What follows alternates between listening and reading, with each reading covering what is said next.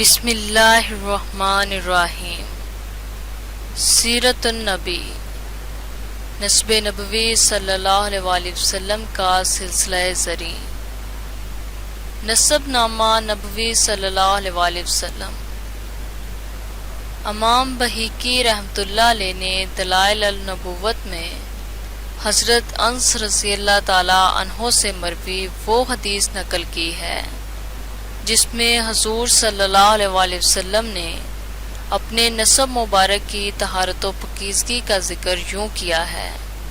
ارشاد فرمایا، میں محمد صلی اللہ علیہ وآلہ وسلم بن عبداللہ بن عبد المطلب بن ہاشم بن عبد المناف بن کسی بن کلاب بن مراد بن کعب بن لوی بن غالب بن فہر بن مالک بن النضر بن کنانہ بن خزیمہ بن مترکہ بن الیاس بن مزر بن نزار ہوں۔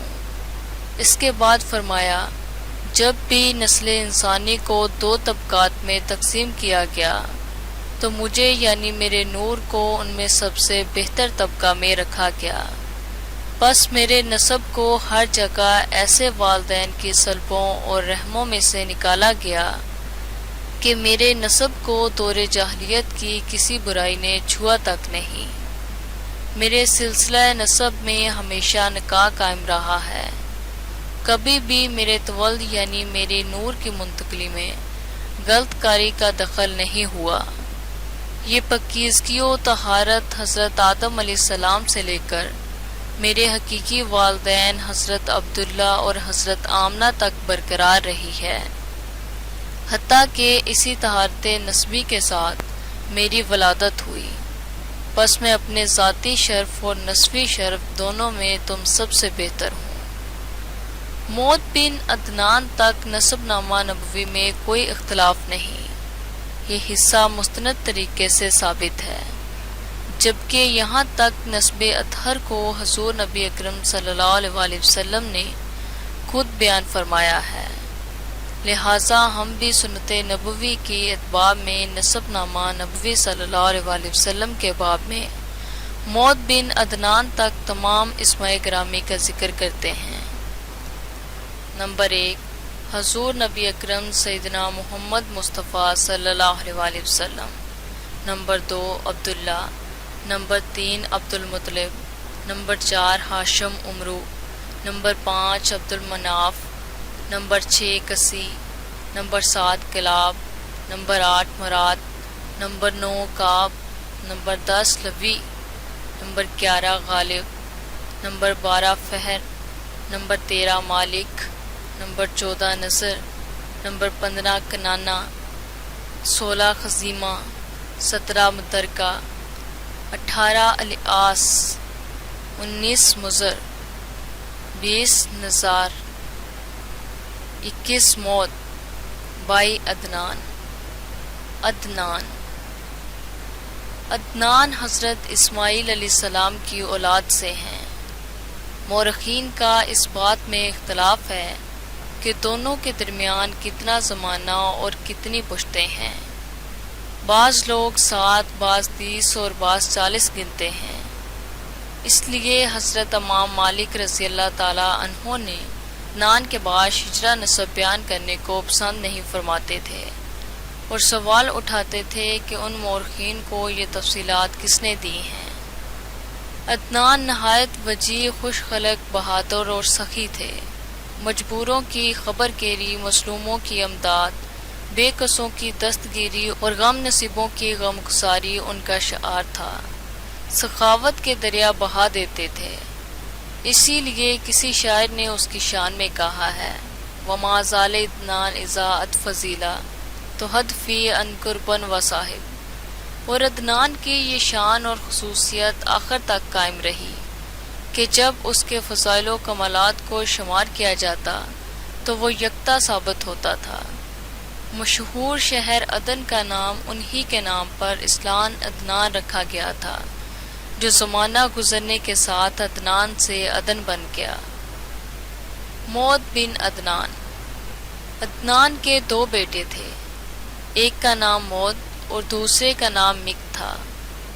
بعض میں 2 اور بیٹوں کا بھی ذکر کیا ہے جن کا نام حارث اور مذہب تھا، لیکن جس نیک بخت کو حضور نبی آخر الزمان صلی اللہ علیہ وآلہ وسلم کے نسب مبارک میں سے ہونے کا شرف حاصل ہوا وہ موت تھے۔ موت کا زمانہ حضرت عیسیٰ علیہ السلام کے زمانے سے قریب تر ہے۔ یہ وہی دور ہے جب عراق کے حکمران بخت نصر کو بہت عروج حاصل ہوا۔ اس نے عسکری قوت کے بل بوتے پر پورے عرب کو تہہ و بالا کر دیا تھا۔ اس وقت موت بن عدنان کی عمر 12 سال تھی۔ ابن سعد بیان کرتے ہیں جب بخت نصر نے یمن کے قلعہ پر حملہ کیا تو اس وقت موت بن عدنان اس کے ہمراہ تھے۔ طریق طبری میں ایک بڑی اہم بات درج ہے۔ اس دور میں اللہ تعالیٰ نے ارمیہ بن حلقیہ کی طرف وحی بھیجی کہ بخت نصر کے پاس جاؤ اور اسے بتاؤ کہ میری مشیت نے اسے عرب پر تسلط دینے کا فیصلہ کر لیا ہے۔ تم موت بن عدنان کو براق پر سوار کر کے عرب سے شام کی طرف اپنے ساتھ لے آؤ تاکہ اسے کوئی زند نہ پہنچے، کیونکہ میں اس کی پشت سے ایسا عظیم نبی ظاہر فرمانے والا ہوں جس پر رسولوں کی آمد کا سلسلہ ختم کر دوں گا۔ یہ حکم پا کر ارمیہ نے موت کو براق پر اپنے ساتھ لیا اور ملک شام چلے گئے۔ وہاں موت نے بنی اسرائیل کے ساتھ نشوونما پائی اور جوان ہوئے تو ایک عورت سے شادی کی جن کا نام آنا تھا۔ اس طرح باری تعالیٰ نے بخت نصر کے عرب پر حملہ کے دوران نور محمدی صلی اللہ علیہ وآلہ وسلم کی حفاظت کا اہتمام فرمایا۔ اس اقتباس سے معلوم ہوتا ہے کہ حضرت عیسیٰ علیہ السلام کے ظہور سے کچھ عرصہ قبل عرب کی اخلاقی اور عملی حالت بہت پست اور دگرگوں ہو گئی تھی، جس کے باعث مشیت الہی نے انہیں سبق سکھانے اور سزا دینے کا فیصلہ کیا اور ایک زبردست دشمن بخت نصر کو ان پر مسلط کر دیا جس نے اس قوم کو پیس کر رکھ دیا۔ پھر عرصہ دراز کے بعد اس قوم کو سنبھلنے اور ابھرنے کا موقع ملا۔ جب عربوں کی حالت سنبھل گئی اور وہ جنگ کی تباہ کاریوں کے خوفناک نتائج سے باہر نکلے اور اجتماعی طور پر سکھ کا سانس لیا تو موت بن عدنان کو پھر واپس آنے کا حکم ہوا اور اثر نو دوسرے لوگوں کی طرح سرزمین حجاز میں آباد ہو گئے۔ جب اللہ تعالیٰ نے بخت نصر کی تباہ کاری کے اثرات کو زائل کر دیا تو موت بن عدنان اس کے بعد حجاز مقدس میں واپس آ گئے، اور جو لوگ پہاڑوں پر آ کے پناہ گزین ہو گئے تھے وہ بھی اپنے گھر بار اور چشموں پر آ کر آباد ہو گئے۔ بخت نصر نے ان کی بستیوں کو ویران، شہروں کو برباد اور اہل شہر کو پامال کر کے رکھ دیا تھا۔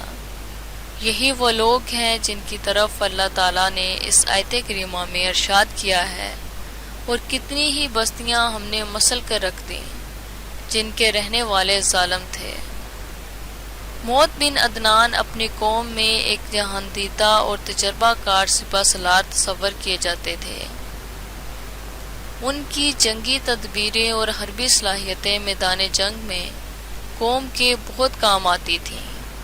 سوجھ بوجھ، خدا داد صلاحیت اور بے مثال ذہانت کی بدولت روح فرسا اور اعصاب شکن حالات میں بھی حوصلہ نہیں ہارتے تھے اور فنی مہارت سے کام لے کر دشمن پر دباؤ بڑھا دیتے تھے جس سے وہ پسپا ہو جاتا تھا۔